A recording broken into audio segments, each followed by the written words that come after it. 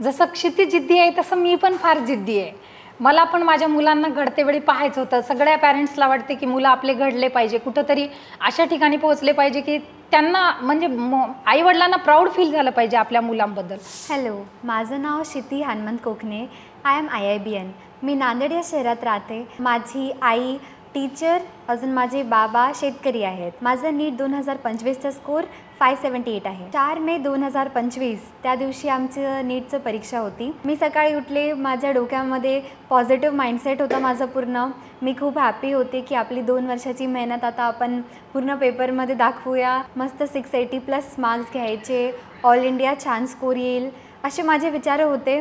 मी पेपरला वेळेवर पोहोचले. तिथे 2 वाजता एंट्री घेतली. बरोबर 15 मिनटं पहिले मी क्लासमध्ये होते. तिथे 2 वाजता मला पेपर भेटला. तेव्हाही हॅपीनेसच होती माइंडमध्ये. पण जसं मी पेपर उघडला, मला फिजिक्सचं दिसलं. फिजिक्स खूप लेंदी दिसला मला त्याच्यामध्ये. तर मला भीती वाटू लागली जरा. मी फिजिक्सला स्किप करून टाकलं. मी बायोवर गेले.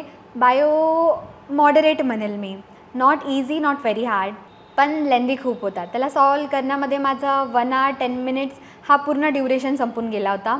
मग तिथे ऑलरेडी 315 झाले होते आणि मी एकही बबलिंग केलेली नव्हती. मी IIB पेपर जेव्हा सोडवायचे तेव्हा माझी ही स्ट्रॅटेजी होती की मी एक क्वेश्चन पेपरवर सॉल्व करायचे आणि मग OMRमध्ये ते बबल करून टाकायचं. पण मला नाही माहीत माझं काय माइंडसेट होतं तेव्हा. मी नीटच्या पेपरमध्ये माझी ही स्ट्रॅटेजी बदलून टाकली. अजून मी पहिले पूर्ण बायो सॉल्व केल्या क्वेश्चन पेपरवर. तरी माझे 10 क्वेश्चन बाकी होते. ते थोडंसं भीती वाटू लागली होती की आपलं ऑलमोस्ट अर्धा टाईम संपणार आहे, तरी आपला अर्धा पेपर अजून झालेला नाही आहे. मग मी केमिस्ट्रीकडे गेले. बायोला तसंच सोडून दिलं. केमिस्ट्री सॉल्व केला. केमिस्ट्री मी ओव्हरऑल म्हणेल माझ्यासाठी मला छान गेला. इझी टू मॉडरेट म्हणता येईल त्याला.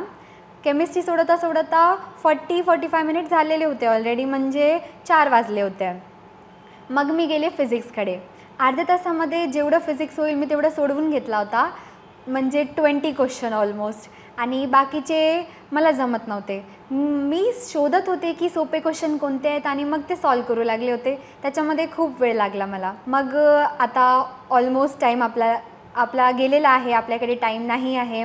लास्ट हाफ एन आवर आहे. पूर्ण पेपर बाकी आहे. तरी बायोचे 10 क्वेश्चन, केमिस्ट्रीचे 5 क्वेश्चन समथिंग, पूर्ण बबलिंग बाकी आहे, फिजिक्स बाकी आहे.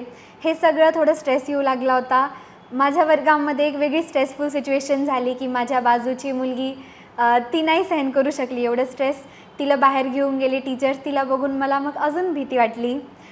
जसं आपण सगळ्यांना माहीत आहे फिजिक्सचा पेपर खूप मोठा होता, लेंदी होता आणि सॉल्व